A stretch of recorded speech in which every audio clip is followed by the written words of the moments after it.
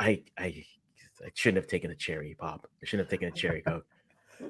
But you have the CONCACAF Champions Cup, Vancouver Whitecaps playing in that final on the 1st, and then on the 14th you have the Gold Cup. It is Canadian content, Canadian games, a lot of Canadian pride here that's going to be flowing, especially here. But let's start with the Canadian Shield, right? You did a reaction video there. I did a reaction video here. We've seen people talk about it so far. But when you look at the roster, so the roster breaks down as Ali Ahmed, Sam Adekubi, Zoran Basong, Tejan Buchanan, Mathieu Choignard, Derek Cornelius, Maxime Crépeau, Jonathan David, Promise David, Luc de Fougerel, Stephen Fistacchio, Daniel Jebison, Jamie Knight LaBelle, Ishmael Kone, Kyle Larin, Rich Larea, Jaden Nelson, Tenny Lusei, Nathan Saliba, Jacob Schaffelberg, Nico Seeger, Dane Sinclair, and Joel Waterman. We have the two training players. One is Jonathan Sirois, and the other one is Gabriel Bianchani, who is at Man U right now. He's Welsh. I don't know what it is with Canadians who are always finding players who can represent 4 nations now. I mean, Luca Colioso can be Nigerian, Italian, American, or Canadian. Gabriel can be either Welsh, Italian, or Canadian at this point. And so it's just like, why do we always have to pick the ones that have all the nationalities? Can we just I miss the days when we just said, hey, it's Romania or Canada, Theo. Or what do you want to do? What do you want to do? And he chose us. I miss those days. Owen Goodwin's another one. England, Canada, Nigeria. But you look at this roster here. What stood out to you? What are you curious about in terms of it? And yeah, let's start there. I think the most exciting part probably is the back line. With no Alistair Johnston, there's no Alfonso Davies, there's no Moise Bombito. Mhm. It's going to be interesting to see what Jesse Marsh does, because now we got to see who that new partnership with Derek Cornelius is going to be. Does he go with the tried and trusted with Joel Waterman, who he kind of looks to his leadership and his support off the field, or does he go with a youngster and Jamie Knight LaBelle or Luc de Fougerolles? And I am absolutely excited to see what he does with that back line. I think we're more than fine. I think we're more than capable at center back. Used to be one of my biggest worries with this team is the back line. And now I probably feel the safest outside of fullback, which is a bit scary. But the fact that we get to see Sam Adekubi return to fitness, return to form, he looks good for Vancouver Whitecaps as well. He's a big addition to have this team. I know it's probably not as exciting to some casuals or some Canadian supporters to have a left back who's kind of a veteran back. But when you look at left back outside of Alfonso Davies, it's very thin. Mm-hmm. And of a Gold Cup, Zoran Basong came in for Richie Larea and didn't even get a single minute with Alfonso Davies going down, right? So I don't know how much Jesse Marsh really trusts Zoran Basong. He's played well in the MLS this season from what I've seen. And then you get Sam Adekubi returning. It's very exciting to see, but right back's a major issue as well. I know that's been a big talking point for us. And Richie Larea still has to get back to fitness, and it'll be a big rush back to see if he can get back from the Gold Cup. Don't want to rush him back. Don't want to get him another injury that's major, because he's a player that you'd like to see at the World Cup in 26. He deserves to be there, and we'll need him there as a backup. But that back line's going to be very interesting, and I'm very excited to see who he goes with in a new back four. And besides that, Jaden Nelson is by far probably my favorite part about this squad. He's worked his way back into this team. Very exciting to see what he's done with Vancouver Whitecaps. In Europe, he had ups, downs, played well at points. Consistency wasn't there. And at Vancouver Whitecaps, he looks like a completely different player, and probably still the most underrated player in the MLS for how good he's done, and just because he's on the West Coast. No, definitely. I think the backline to me, you've mentioned a lot of names that I also want to bring up here. I think what they do at center back with no Moise Bombito, he's out for both the Canadian Shield as well as the Gold Cup. Again, Moise has basically been the Iron Man here since Jesse Marsh has come in. He started every game. Now, I think it works out well. Who was I watching the other day? Northern Football. They bring up the point that, again, he's played basically straight from Colorado, went to Nice, and then this would be technically his first break in almost a year and a half. So I think it's fair. Like, hey, good time for a wrist injury. Good for you, Moise. Like, take that time. But now you have Derek Cornelius, and then again, the question becomes, who do you play beside him? I'm very much curious to see. We've seen Luke Fujrala get some minutes. We've also seen Jamie Knight LaBelle get some minutes, but Luke got a start. So I almost feel as if Luke might get a little bit more of that leash to start off with. And the good thing is we have 2 games to kind of see it through, so we can see rotation. We can see what Marsh is thinking. I think the fullbacks are something that we have both talked about a lot. I think for me, when we did our way too early Canadian Shield and Gold Cup rosters, which I guess we'll have to do at some point right before the Gold Cup, to revise it. I was hoping a player like Jaquil Marshall-Rutty would have gotten some playing time at CF Montreal and maybe got some form to push through, because I am concerned about the fullback depth. I know we have the names, we know that they are known commodities, but availability is the best ability you can have right now. And unfortunately for Richie, he's just been injured all this year. And for me, I am always looking for another option. And our depth right now doesn't have the options that we can quickly pull at, right? This isn't, our fullbacks aren't our strikers where we can look and say, look at the players that have been left off. And you can arguably say in another era, we had this conversation, in another era, they would be starters here. But in this era, there are strikers 4 or 5, and they're fighting to make it to the top 4. At fullback, we don't have that. You have Alistair Johnson, you have Alfonso Davies, you have Sam Adekugbe in terms of players who have played so far. And then Richie is injured. And then after that, what's that next player to come through, right? Right now, our break glass in case of emergency is probably Nico Seeger, which isn't a problem, but you would love to see Nico in the midfield. And so Norman Bazong, Zoran, that's a great opportunity for him to come and play. Nico, he can continue to show his depth and his usability throughout this roster. But I think fullbacks for me for the Canadian Shield will be very fascinating for me to watch, because I'm curious to see what Zoran can do. Sam, I think we know what he is. He's a known commodity. I don't think Richie will be ready to play. That's just my gut talking. So we'll kind of have to wait and see for that. But I am curious to see what they do at fullback outside of there. When you look at, I mean, the fullback, the back line is fine. Goalkeeping, you're probably thinking what, Dane and Max get a game in these 2 game matchups, probably. Yeah, they'll probably split 1-1, I'd assume, right? Yeah, I think that would make sense because, I mean, Dane has played well, but Max has been able to fight back into his position, which is good. I mean, you like to see a goalie be able to work their way back in. That's great. Jonathan Sirois being there is, hey, we're watching you. I still don't think he goes to the No, I don't Gold think Cup. so. I think it's probably still another Tom McGill, or we go back to the Owen Goodman and see if we can Gets get his him in. passport in time. Exactly. But I think it's probably still going to be Tom McGill for the Gold Cup. Yeah, The exactly. midfield. The midfield is fascinating to me. You know you're not going to have Stephen Eustachio for the Gold Cup. But the names that are there, you have Nathan Saliba, Mathieu Chouanière, Ishmael Kone. Maybe this is the year we finally get a Nico Seeger in the middle. But what are you looking for the most at the Gold Cup? I mean, not the Gold Cup, the Canadian Shield in the midfield. What players do you think could really have a breakout here? I think it'll be very interesting to see how he deploys his midfield. I wouldn't be shocked if he goes with a midfield 4 in one game and then a different midfield 4 in the next game, just to really try things out. And because really it is a glorified friendly tournament at the end of the day, but we are playing some top tier opposition, right? Like Ukraine's a great team. Yes, they aren't bringing 2 or 3 of their better players, but they still have Siankov and some really good players on this Ukraine side, and Ivory Coast has a great side as well. So I think it's a great opportunity for Marsh to trial different midfields, but I wouldn't be shocked if he goes with one midfield 4 and maybe tweaks 1 or 2 players. And I just don't see him going with a complete whitewash each different game and completely changing it, because that's a big ask, right? For players too to go late into a game and try that as well. But I would personally like to see him shake things up.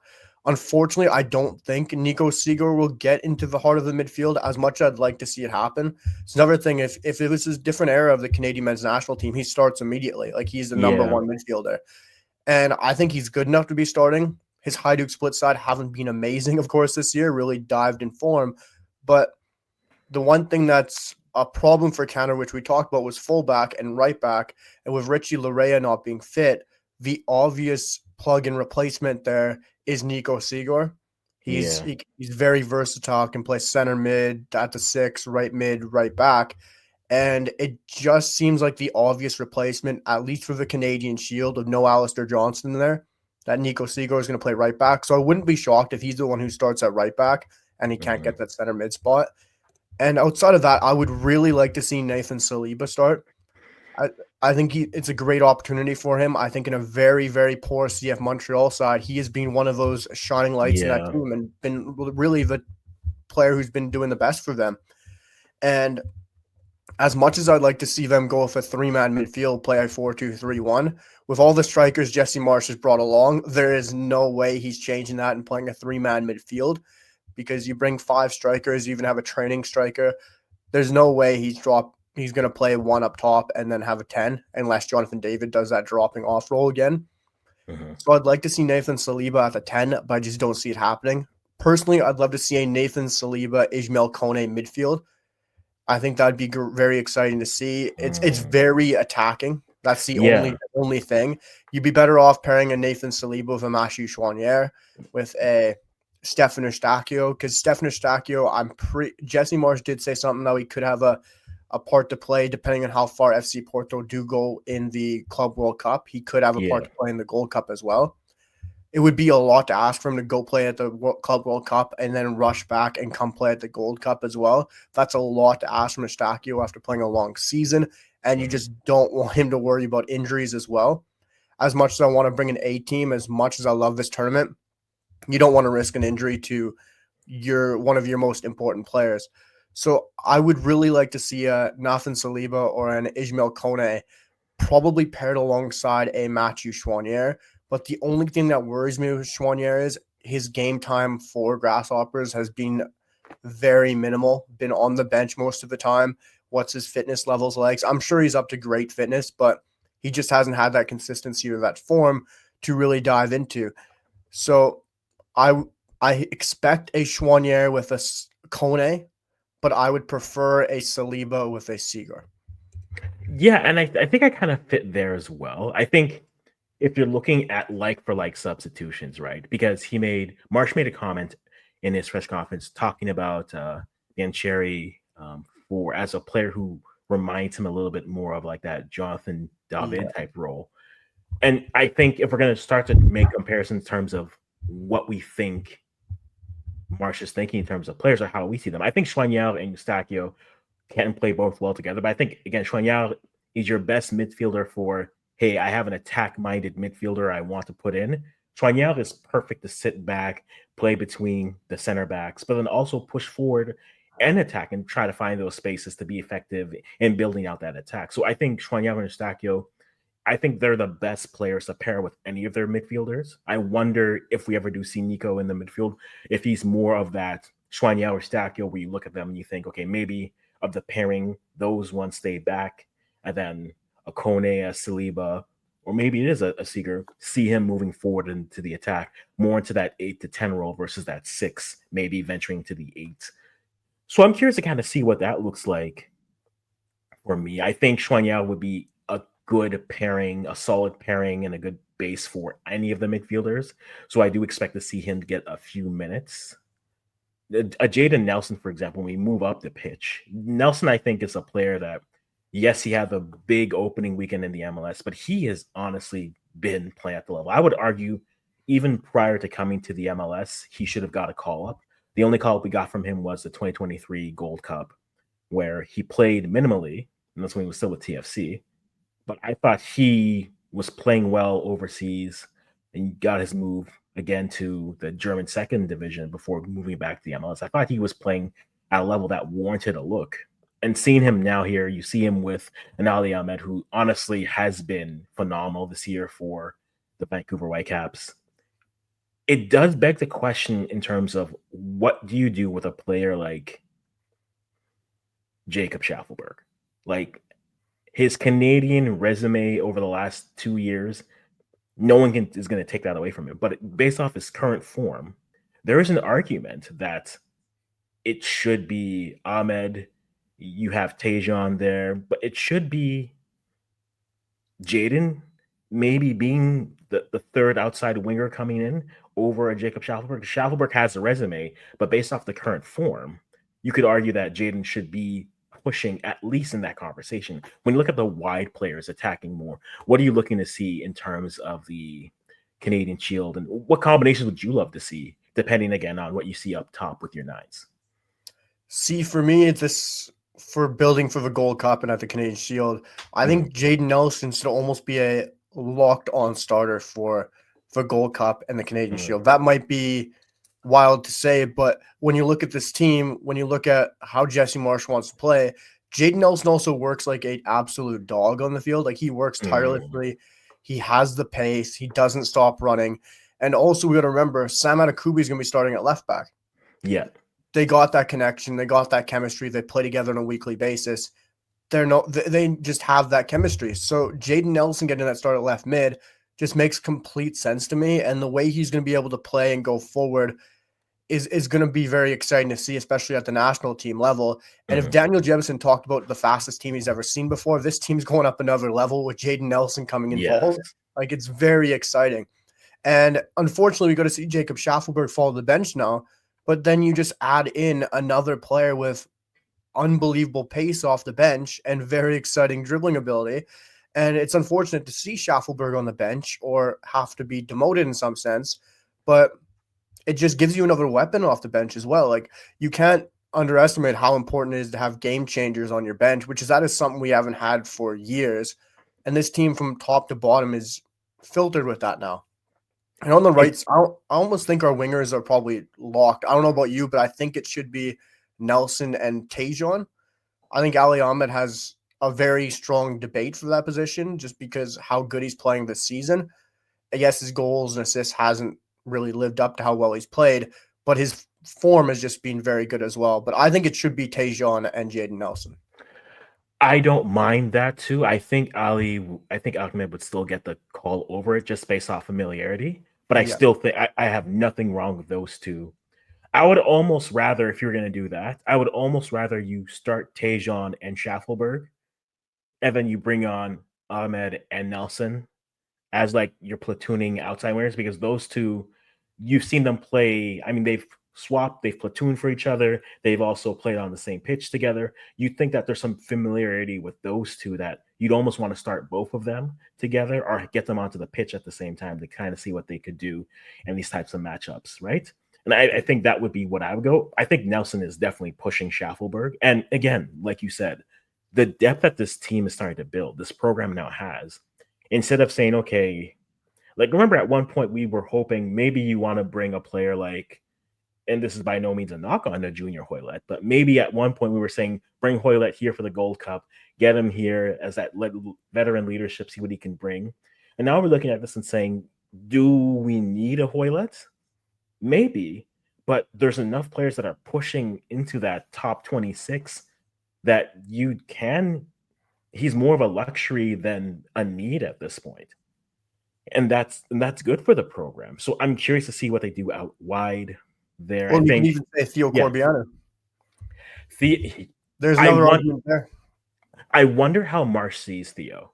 I do, because Theo feels like a player, and we always have this conversation with Theo. Theo is a winger who's too big to be a winger, in my opinion. And so he can be a nine. Don't get me wrong. He can be successful there, but he's probably better used in like that 10 role. That's a name that we actually haven't thought of. Like he would be, I think, a perfect, doesn't have the same movements, but the ideology of moving in that 10 space as that second striker, I think Theo would be a good platoon for a player like a Jonathan David. That would be a good swap in. But again, Jonathan David was seen running earlier today, and he's still running. So I Yeah. mean, that man never gets tired. But I think Theo would be perfect for that. But I think when you look at Theo, you look at the profile, look at the size, you think target 9, get him in, and it's like I don't. Not that he Back can't do to it. his I don't think roster that. for AJ. Yeah, jump in, jump in. Well, and he could be called up for the Gold Cup too, right? Because this increased roster for the Gold Cup compared to what's at the Canadian Shield. No, that's true. That's And true. with four wingers on this roster, you could argue that they call up Theo just in case of an injury, right? So, Mhm. or just for the experience. Yeah, he has been one of the brighter spots with TFC. I know he got the brace against Montreal. The only bright spot. Hey, hey, hey! I don't need this right now. Okay, I'm enjoying the time. Don't bring me back to pain. All right, don't do this to me. But no, I think he's been a good spot. He's been a good bright spot for that team right now. Some may argue the only one, but within Theo there on the wings, whatever you decide to do for Gold Cup, then we get up to the nines, right? It's David, Laren, Jebison. At some point, the newbies will have to get some play, right? They got to get a start here at some point, and I don't know who it's against. If it's against, I don't care who it's against. We need to see them on the pitch because we just do. I mean, Jefferson scored. Promise is still scoring, and Jonathan David is just living his best life right now. But what for you for the nines? What would you consider a success this window for the Canadian Shield? Is it that every nine gets at least 45 minutes of play in it? Is it getting starts out of Promise and Daniel? Is it seeing different pairings? Is it not seeing Kyle Laren start any of the games? Like, what for you at the nine is a success for you for the Canadian Shield? It's such a hard one to gauge because it's another position we talk about. Anyone could start in any other era. Like, this is such an incredible crop of number nines. And even when you talk about players who didn't even get the call up, it's ridiculous, the quality we have up top. And some national teams struggle to get a number nine or to get a quality number nine. You just have to look down south to the States. They can't even find a nine. And look at us. We got too many to even choose from right now. Really, success for me is already who he's called up. I think it's already just exciting to see that it's the same five. They're all healthy. They're all fit. Yes, I would like to see probably a positive would be Jonathan David gets a little less minutes at the Canadian Shield. Rest him a bit. Save him for the Gold Cup. Don't worry about injuries for him. As much as I'd like to see Kyle Laren get a little bit reduced minutes, and he hasn't been incredible of late for Canada or for Mallorca, we also still got to remember he still was the highest or the top goal scorer for his club in La Liga. Like, that's still incredible. I know Mallorca wasn't incredible by any means, but there's still a side playing in La Liga, and Kyle Laren still managed to score decently regularly in one of the best leagues in the world, and that's still impressive. But for me, the success has to be Promise David getting a start. He's been playing regularly for Union Saint-Gilloise. He's basically carried them on his shoulders to a title, and that is his first season in Belgium in his career, and he's been absolutely incredible. So he has to get a start.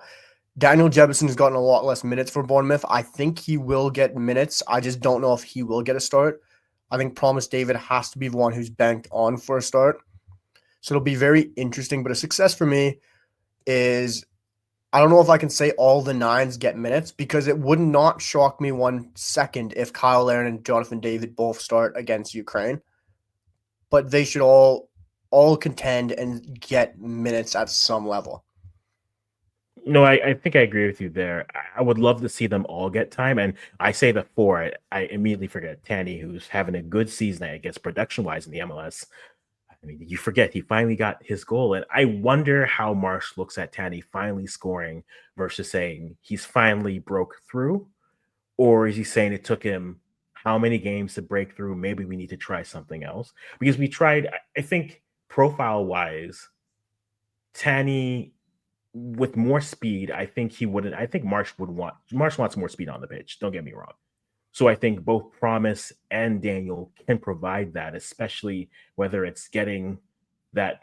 We talked about the Mexico game where the strategy just seemed to be Mexico was taking the middle away. They're giving you the wide areas and saying we can out with you. So your best option is going long balls over the top, and maybe you have better luck with a Promise David there or a Daniel Jebison there. But even just off of a second ball, the pace, we know Jebison has that. We know Jonathan David has that. We know Promise David does have that, and Tanny does it as well. Kyle Laren just feels like a player who is like in another era would be fast, but in this era, it's just like, no, you're the fifth member of this 4x1, and you run a 10. Kyle Laren feels like the track star who runs a 10 and everyone's just like, man, that's slow. And anyone who's like, no, that's actually fast. He just happened to be running in one of the fastest eras of all time. So that's not his fault per se, but he's out here trying to, put up minutes. So Jonathan David I mean, we want to see the cousins for me. I want to see a David and David up top, but I don't sleep on because he's always gone with Tanny. I feel as if maybe a Daniel Jebison and Jonathan David might be the pairing that actually might look lethal just based off the pace and them moving off of each other.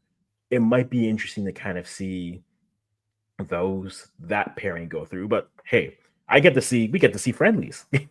I'm excited for that. So I have no issues looking at that right there. When you're looking at this setup overall, I haven't seen Ukraine's roster as of yet, nor have I seen Cote d'Ivoire's roster yet. But these are top 50 nations in the world. They're going to be good competition. If we're looking at this based off results, is there something? Are you looking for a win and a draw, two draws? Like, what for you? If this was a tournament and you're only playing two games, what would constitute success for you? I think success has to be positive results. I think we got to stay away from a loss, especially in a lead up to our most important tournament of the year. I'll still say that because I do rate the Gold Cup a lot higher than I did in the Nations League, and I will always do that. It's very exciting because I have seen Ukraine's roster. I haven't seen Ivory Coast roster of yet. I'm pretty sure, if I recall correctly, Artem Dovic's been left out and one or two other big names, but they are bringing the likes of Siankov from Girona, Andre Lunin's coming. It is a very strong Ukraine squad on paper, and it's going to be a really good competition for Canada in that opening game. And it's going to be a good turnout, I'm hoping, for attendance-wise, right? Because you got a very strong Ukrainian population in Canada, and the tickets aren't cheap, of course, but it's going to be a great turnout, hopefully. So it's going to be a big buildup, and it has to be a success for Canada, especially when you're building up to that Gold Cup. You have to come in with confidence. You have to come in with excitement. And I'm sure Marsh is going to come in with his strongest team against Ukraine because he's going to want to get off to a strong start this summer. And I think he has to win that first game against Ukraine. It's against a very talented, a very strong Ukraine side, and a team that's very highly rated in FIFA World Rankings as well. So for me, I think at the minimum for success is 4 points. You have to go get a win or a draw. And the biggest thing, if it's a draw, if it's a loss, it has to be a good performance. Like, you can't go out there and get a draw, get a loss, and play absolutely abysmally, especially at home in front of your home crowd. However many times we have home games, this is great to finally have games in front of our own crowd. You have to put on a good performance. You have to entertain the casuals, the new fans, and get people off their seat. And going out and beating opponents or getting results against Ivory Coast and Ukraine is major. So it'll be very interesting to see how they do, but has to be 4 points for me. Agreed. And yes, I know New Zealand is coming too, guys. I haven't left them out because I forgot about them. It's just because Canada's not playing them. So I'm like, okay, yeah, cool. They're there. They're doing their own thing. But let's talk about but New Zealand's roster is out because everyone else in the Commonwealth puts their rosters out early. And then there's Ghana. Because Ghana has the Unity Cup over in England, and it's like Nigeria dropped their roster, Jamaica dropped their roster, and Ghana's like, it'll be out on Wednesday. It's Friday as we're recording this. It's still not out. It better be out sometime this day. But I mean, New Zealand's bringing you see Chris Wood in the lineup, so you know they're going to be coming here to get these games. New Zealand's already qualified for this, so you get to see a already qualified team coming to the World Cup. Cote d'Ivoire is pretty much there. Their group is tough in terms of their qualifications, so they'll come through as well. But I think even in New Zealand, it'll be a good test for them. They get to play Ukraine and Cote d'Ivoire, so a good matchup for them. I think New Zealand, I think it would have been interesting for Canada to play New Zealand. I think they took the teams which are higher ranked, but I think New Zealand stylistically, not necessarily stylistically, but I think ranking wise, and I think from a physicality standpoint, would have offered a little bit more. I know Canada, that's actually random. Is Canada a physical side? I know they've racked up the fouls and all the things in Copa America, and since the Copa America, there's just been, I've heard the conversation. To me, I was a little bit surprised. I don't view them as intense physical fouling type side. But do you find that this Canadian era, outside of the speed and the marquee players, that the one thing that we haven't given them credit for, or maybe goes under the radar, is just how physical of a team that they have been on the pitch? Or is that more fight, or is that more strategy for you? What do you think? I think it's a bit of all of it mixed. I think it's Jesse Marsh's edge, the aggression, and the competitiveness he puts into this team.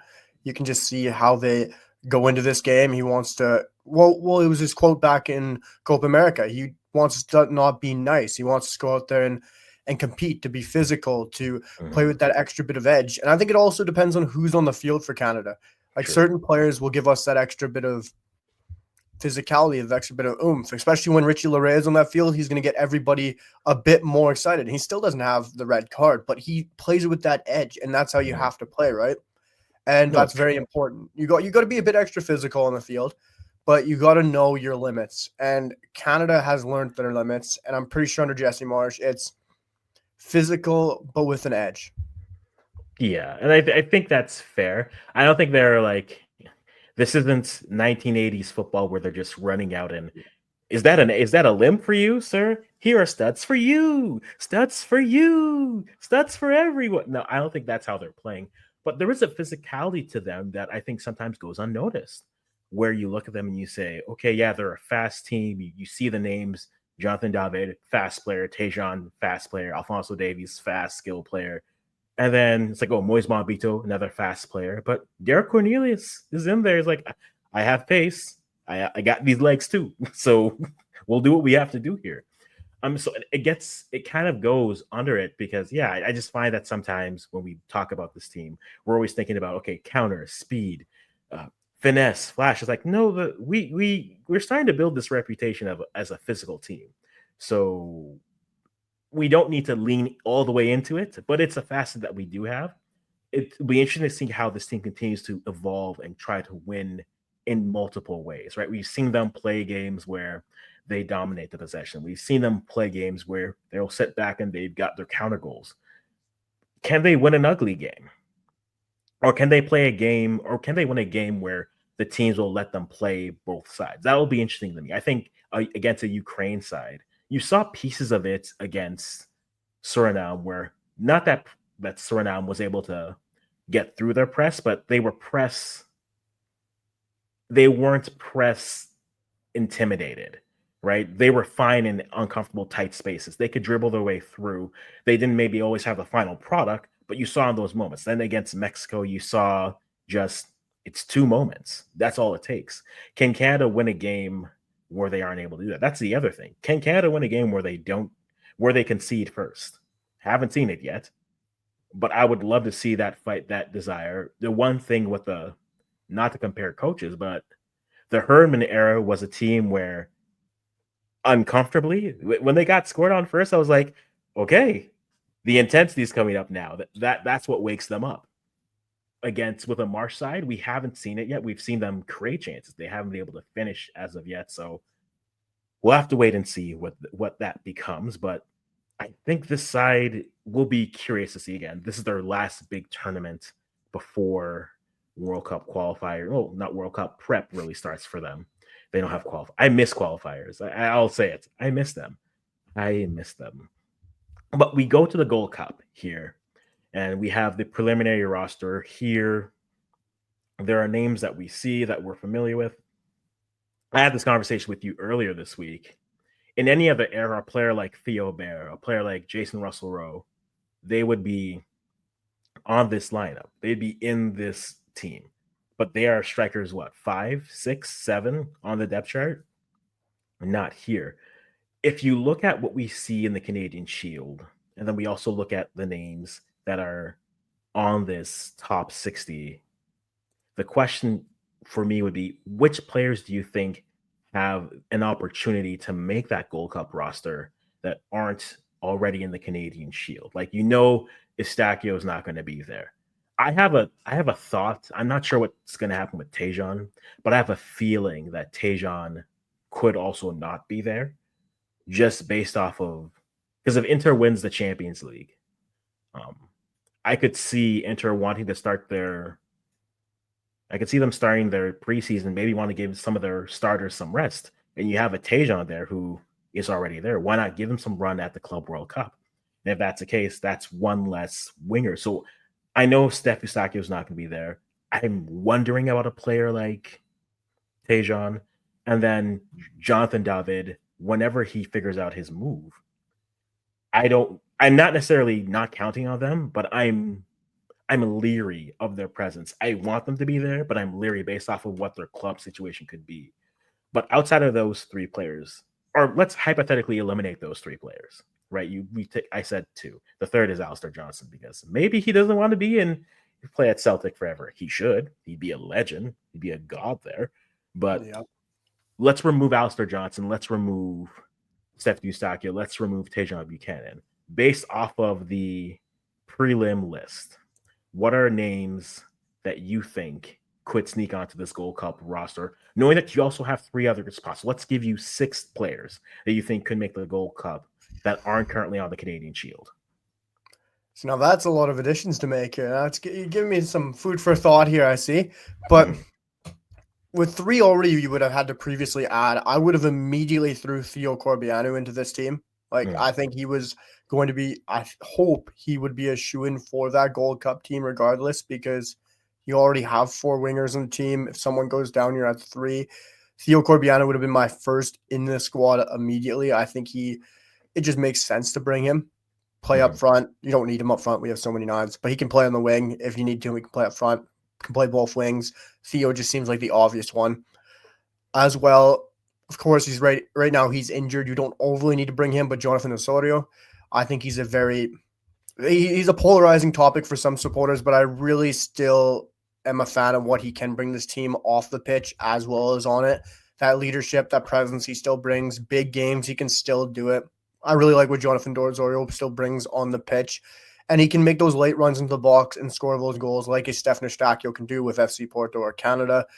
And I just kind of expected Osorio would be that swap player for Stephen Eustakio. It kind of just made sense for the players that we had there. Goalkeeper-wise, you're going to have to bring a third goalkeeper. And whether it's going to be Jonathan Sirois, whether it's going to be Tom McGill, whether it's going to be James Pantemis, that's up in the air. I really hope it's James Pantemis. He's worked so hard to get back involved there. He has battled himself to get back at a number 1 role, went to Portland. And I hope it's Owen Goodman. I hope he gets that passport sorted out in time. It'd be nice to see. He just got added to the England, I want to say U21 roster as well. Yeah. But if you get that passport sorted out, he's already said he's going to wants to play for Canada. And I'm sure once he gets that sorted, he's going to be the first call up. But considering he doesn't have that yet, I'll say it's going to be Tom McGill. I'm going to say Tom McGill is going to be a third option. He's going to be moving up in the Brighton pecking order very soon as well. So he's going to be my third call. Outside of that, it becomes very interesting. I wouldn't be shocked if we do bring another fullback, if we add another fullback in a mix, because right now we only technically have 3 fullbacks who are out now fullbacks. And one player who I think deserves the call up with how well he's played since his transfer, someone who you're very high on, is Jaquil Marshall-Ruddy. I know a lot of people, and he polarizes the community. He's one player that some people aren't really sure about. Have they shipped him out of their minds too early? I think they have.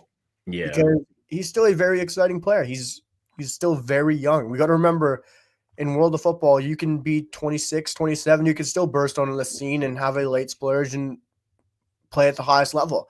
And we've seen it all over the world. And I really think Jaquil Marshall-Ruddy has a lot left in the tank to give. And the way he's played for Charlotte since making that transfer, he has been very good. They needed a right back. He came in, and he's played terrifically well. So he would have to be an addition for me. I think it's very interesting, Ralph Priso. I think he's another option. He's played well for Vancouver. I think he could be one of those players who could fill in for a Mathieu Choinière or a Stephen Eustakio, be kind of that sitting 6. I'm not saying these players aren't players who are going to start, so people jumping on us, that's a player who's going to be like right at the bottom of this roster. But these are the guys who can get valuable time with the squad for Marsh to instill tactics to them and try to help them in their career. So I think that's going to be a very interesting option. As much as I'd like to bring Michel, Santiago Lopez, Jason Russell Rowe, Theo Bear, KSB. It's so hard to bring another 9. You already have 5 with the roster. Mm-hmm. And he also is flirting with the idea of bringing Biancheri. So it's very hard to bring a 9. But if I would have to, I'd say Santiago Lopez. He's already showed that he can play on the wing, right? He's got versatility to his game. He's still very young. And at that age, you kind of have the ability to go out and play a different position, to learn a different position, or to change your craft. And it's very early in a player's career where they're going to be in their teen years and be like, okay, I'm set in stone. I'm a 9. This is how I'm going to play. His game could still get changed. He could end up being a right mid, left mid. Who knows? But Santiago Lopez would have to be another one I bring. It's a very interesting list because there's so many fun names you could call up here. There it is. And like you said, Ralph Priso, I'm not calling up Ralph Priso, and maybe we'll talk shit on the end because we would be decimating the Whitecaps roster at this point. Yeah, that's I mean, the true. Whitecaps are losing Brian White, they're losing Sebastian Berhalter. Arguably, they're losing the 3 Canadians, a 4th one that, especially in a time where Ralph could start to get minutes. I think that might be a thing where he looks and says, you know, in a normal year I would, but you're going to get minutes at your club for this month. You're more valuable playing than sitting on this bench here. So why don't you go do that? I think the fullback shout is a good shout. I think for me, it's either Jaquil Marshall-Rudy or you're calling to see Raheem Edwards to see what he can bring. I know age-wise it might. Yeah, you could bring them both, but I think Raheem or them could be. If you're not going to bring Ralph Priso, I think the name that is kind of slipped under the radar for some, but not many, Justin Smith wouldn't be a bad shout as your 6th to come in. As a midfielder, at least if you do that, then you're either committing, because if you bring in a Justin Smith, you're then committing to leave our boy Nico as our right back. And if that's what you have to do to back up an Alistair Johnson, depending on what happens with him, that's fine. I think those 2 would be the only 2 changes I would make from your list, because then, I mean, Theo, I would try to find a way to either bring a Theo Bear or a Jason Russell Rowe. If I had to choose one of the 2, I'd bring Jason Russell Rowe because I do think Theo does have mobility. Theo Bear, that is. Again, there's a lot of multiple names, so I'm going to try to say the right last name, but I think Jason Russell Rowe in a countering type of a system or in a pressing system can offer you something. Theo Bear can as well as the lone 9. So I don't mind that impossibility. But I think for me, you look at it, bring a Jason Russell Rowe. Theo Corbianu will be a good call. You have a Justin Smith sitting there. Outside of that, I'm even looking through this list to see anyone that stands out for me possibly. I would love to see a Santi Lopez, but I haven't looked at him too much recently. I'll have to look and see if he's getting a little bit more of those minutes and playing well. And then, you know what? We might as well bring him back as well because we never talk about him. You know, Charles Andreas Brim has had a decent season. He's always the forgotten one. He's there. Remember, I'm down for some Brim talk. You know, bring back Charles Andreas Brim here for this and see what he can do. The good thing about this is we have a year's worth of friendlies after this, right? We know we have Romania already. We know we have the Wales one coming up already. So there's going to be time to see some of that rotation, some of those players. He'll be able to see them in training. And that also opens a conversation for duels, right? Right. Gabriel Biancheri is one duel, but then we're going to be able to see more players in a low stakes environment where they can see the environment, see the training. And if they want to switch, they can. If not, you go and you can build the roster that way. So I think for the Gold Cup, those are some of the names that I would bring. Your list, beautiful list there. We've talked about the Canadian Shield. We'll get into the Gold Cup probably next week, just as we're in the middle of the Shield, and we can talk about that. But I've been trying to figure out how to make this content, so I'm just going to say this. Vancouver, the Whitecaps, are the most fascinating Canadian team to me this year because they have the opportunity to possibly win a treble, possibly win more than a treble because playoffs. But I had someone I was having a conversation with on YouTube bring up the point that maybe they don't win the treble this year because the comment was literally, you know what? I'm going to find this comment and we're going to have fun with it. We're going to go into my commentaries because Life is good this way. And because we're on this, it's life. All right. Da, da, da, da. Let's go to you. All right. That, that. All right. We're going to share this. And the comment is very simply this: I've got a feeling that this year a CPL team wins the Canadian Championships. Wouldn't it be weird that if the Caps went CONCACAF and MLS but not the CanChap, it might get eyeballs on the CPL, especially from abroad? I don't know if it's impossible, but it's definitely likely. I say all this without switching the screen because I'm amazing this way. There it is, guys.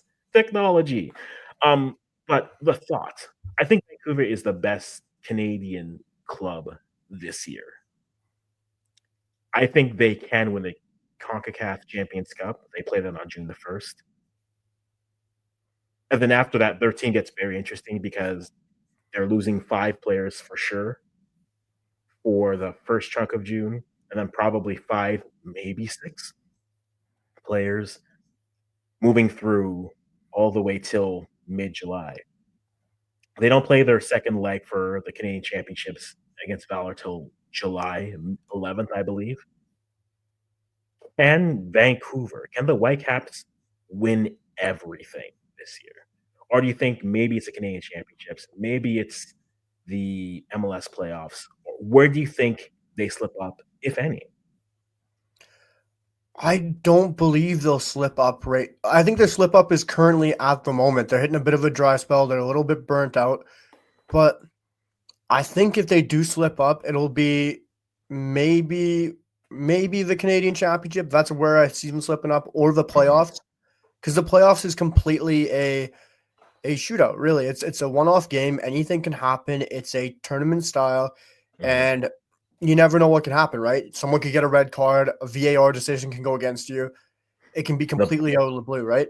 the It's ball just hits how the ref and they don't restart. I mean, yeah, that's exactly. It's football, right? Anything can happen. It's they could work all season, win the regular season, and then they could have a absolutely random game in the playoffs and it not go their way. So I really think the playoffs would probably be the place where I think they slip up, but I think they will win it. I really believe this is Vancouver's year, a Canadian team's year to go out and win the MLS as a whole. I think the only part where I do see them slipping up is the Gold Cup, where if the Gold Cup comes around, blows up their squad to some extent. They might lose the 1 or 2 games, pick up a couple draws continuously. Everyone comes back and they're playing their football once again. Vancouver and the Sorensen side just looks like a complete unit. They all look in unison. I don't see them slipping up. I could see a CPL side winning the CanChamp as well. Like that's a complete possibility. Like Vancouver, like they're showing signs of being burnt out a little bit. They've had so many games in such a early succession, especially yeah. against very good opponents, right? Especially in CONCACAF Champions Cup. Like they've played some very good sides from Mexico. They played Inter Miami. And yes, they absolutely blew Miami out of the park, but that's still a very taxing and very mentally difficult game to get past that, Messi Miami side. And it's a lot to handle early on. So I wouldn't shock me if they lose in the CanChamp somewhere, if something wild doesn't go their way, if they're tired, if they're focused on the MLS. But with how much history Vancouver has lately around the CanChamp, I really think they're going to desperately go out there and Sorensen's going to say, let's go win this, just like a League Cup in England. Let's go win this. Let's get an early title under our belt. Let's continue to move forward throughout the season. But I would love to see a CPL side win it as well because it'd be so important for the league, right? It And would be. I think abroad it makes it really helps the CPL abroad, but more so in the States. I don't know how much it transcends across the ocean because if 2 CPL sides meet in the final, it's not going to do that much numbers. If it's like Forge beating Vancouver, however it works out, if the Yeah. CPL side beats the Whitecaps, then it blows up. I think worldwide, decently worldwide. It does. From a Canadian or maybe from a North American perspective, what rates more? A Canadian team winning the Canadian Championship, so a Canadian MLS team winning the words. Time The out. Time difference. out. Let's rewind this. a Canadian MLS team winning the Championship Cup or a Canadian MLS team winning the MLS, both the trophy, winning the I can't say words. The words are difficult right now. Yes. Yes. More cherry, black Yeah, cherry. need a drink. Need a drink. So, like, what rates more? If they win the Championship Cup or if they win the MLS, both the Supporter Shield and the playoffs championship? What would rate more from a Canadian MLS standpoint here? And then also for Canadian soccer, what would rate more? Is it just a Canadian MLS team winning a Championship Cup, or is it a Canadian MLS team winning everything? I think everything means more, but like I think it's a great comparison to like CPL team Cat Champ or MLS team or Canadian MLS team MLS Cup, right?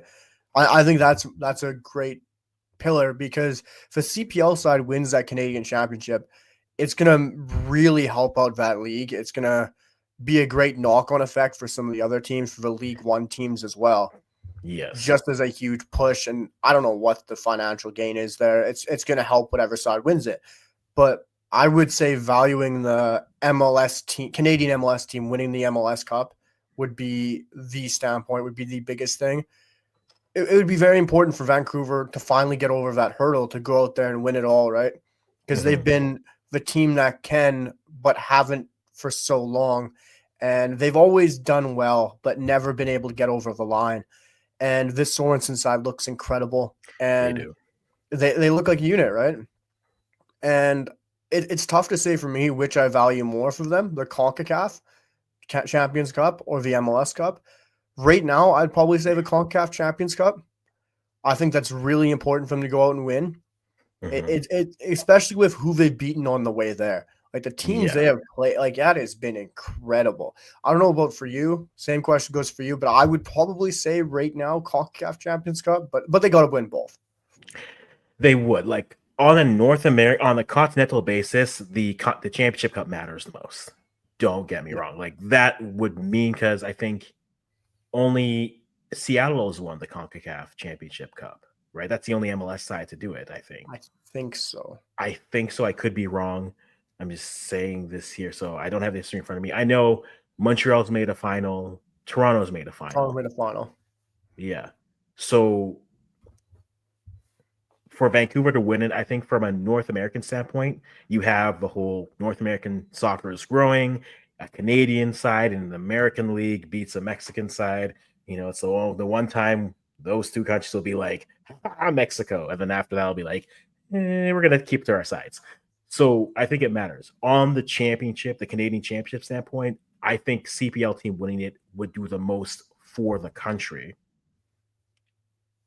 Though I know once that happens, you know what the refrain is going to be. People will be like, well, I mean, it was the worst Montreal team ever, and TFC, you know, was just paying Italians. And if they had did something different, maybe they could have done something. But it doesn't take it away from it. And I think a CPL team winning the Canadian Championship, means that's another CPL berth for the Championship Cup. And we've seen CPL teams starting to do better. Every CPL team has had a good performance, right? Calvary won. We've seen Forge win multiple games. And then you have Vancouver making it to the final. I think for Canadian football, it matters a lot. Yes, different funding, different levels of that. But I think if a CPL team wins it, you do that, then, well, let me live in my perfect world. Then, you know, they decide to expand the CPL into beautiful places. And then we go from 8 teams to 10 teams. And then it's like, okay, now you guys are all fighting for this. You add in the fact that you already have the League One teams there. You have the MLS teams. I think it can only do well. Plus, you're growing in. I think the CPL winning it this year, the year leading into a World Cup, I think matters more for Canadian football for that level of it. We can talk about how the levels are set up and structurally wise, but for that level of Canadian football, it will matter for them to win it. So whether I think it does, and there's only really one MLS team that will stop them, and it's Vancouver. If Vancouver can get past Valor, because if Valor gets past Vancouver, I mean, people are saying what Forge, Cavalry, another final for those two teams, possibly. I think that's how the bracket breaks down. I have no idea, but we're checking all the things. You have the bracket? No, it's too many games going on. I forgot the bracket completely. That's fair. Let's find this bracket. 2025. All right. So,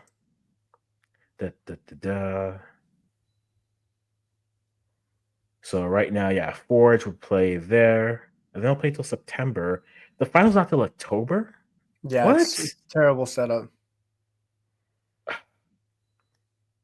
Okay, we're gonna complain about that later. But because I would even argue this is a better schedule than the championship, the CONCACAF Championship Cup. It's spaced out properly, at least.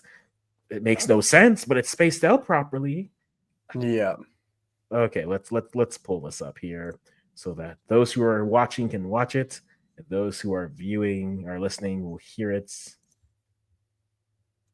There it is. So you would have Montreal, Forge. So Forge is playing Montreal in their 6-7 matchup. Winner of that would play either Ottawa or York, which at this point is probably going to be either one of those games will be a good matchup. And up top, you'll have Cavalry versus. That will be interesting. Yeah. I think Vancouver, they might, because it's spaced out well, I think they just need to survive July. They really just need to survive July. Because if the Whitecaps can do that, then if they can beat Valor at home, that's at the end of everything. You'll start to get players back. Hopefully, no Canadians back by that. Yeah, this is how I hope the tournament goes. Hopefully, they get Brian White and Sebastian Berhalter back before that, but they don't have Adam Kubi. Well, they're out in the group stage, so they'll be back home soon. So I look forward to those comments, and yes, I'm living for that. But hopefully by then they get some players back, and then you get to August, the August-September stretch. Yeah, it's not impossible.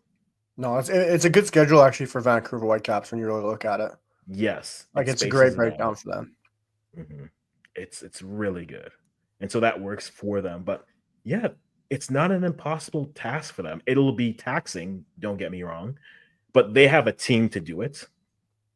They've built their team the depth of their team is actually very nice to win this. It's similar to what some CPL teams are trying to do now. It's saying, okay, yeah, we're going to be trying to play Europe. We're going to be trying to play that. So that gives us the opportunity to kind of move through that way. So I do look forward to seeing how that looks and what they're able to do there. I do wonder, again, it's a marathon for them. So if they can maintain that, they'll look good. They'll look great. And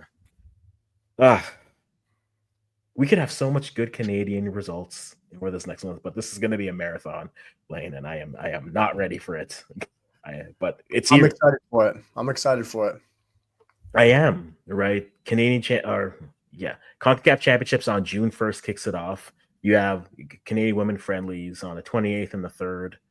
You have Canadian Shield 7th to 10, Gold Cup going on while MLS and CPL seasons are going. U17, we haven't even talked about the U17s. Let's talk about the U17s real quick. Let's talk about them. Hey, Lane, we have friendlies. Oh, it's ridiculous. It's about time. They're doing the thing. Thank you to Athletic Ottawa's website here. Sergei Kozlovsky got called up to that, but the roster is very much similar to what they had at the qualifiers. Andre Aligaspersad, Milo Bermiers, Sasha Cernik, Richard Chukwu, William Daniels, Sahil Deo, Timothy Fortier, Matteo Glavin, Owen Graham Roche, Shola Gimo, Dallin Juldalson, Stephen Kapoor. Wait. Okay, something triggered my head here for something else. So Kapoor, Catherine Ricks, Khan, Koskowski, Josh Dick, I see you, Antoine Nim, Kevin. You see all the names here. I'm curious. Were you the one who sent me the thing, the split friendlies for the U17s? Yes. Or was it the U20s? Okay, yeah. They have two sets of things again. 2 sets, yeah. One in Europe, one at home. Which, yeah, that is fun. Yeah, I made a TikTok on that. It's crazy how they got 2 setups like that. One's in Poland, and I want to say the other one's somewhere Central America, if I Yeah, recall correctly. I want to look up the message you sent it to me, but at this point, I don't know it's still going to be there. Yeah, you don't want to look at Twitter right now of how it's crashing so much. So It's almost as if you need people to put it together or something. Crazy talk. it's Just wild. wild. But hey, I'm trying to survive out here in these streets. Yeah, let me find that eventually. But no, I think that's great. I mean, that's all we've asked. Give us camps Yeah. for the men and the women. We've seen the women, the youth teams, they've got camps playing teams in Europe. They've seen them getting friendlies here. The guys are starting to get camps more and give them more opportunities. We already saw the women's futsal team is going to the futsal World Cup, which is Finally, what a Saskatchewan players on the national team. right. Hey, have your moment. Have About your time. moment, Lane. About time. It's about time, though.